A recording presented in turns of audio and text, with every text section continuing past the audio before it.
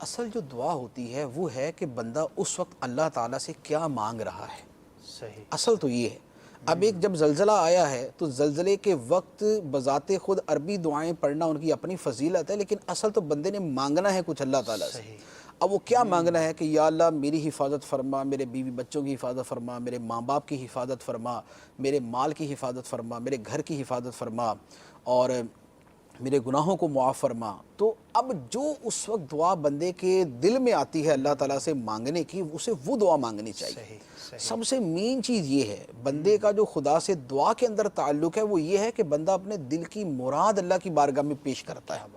اب یہ کہ حدیث مبارک کی روح سے اگر دیکھنا ہو تو پرٹیکولر تو کوئی حدیث ایسی نظر سے نہیں گزری، لیکن جیسے ایک حدیث مبارک ہے جس کے الفاظ ایسے موقع پر جو ہے وہ بڑے مناسب معلوم ہوتے ہیں.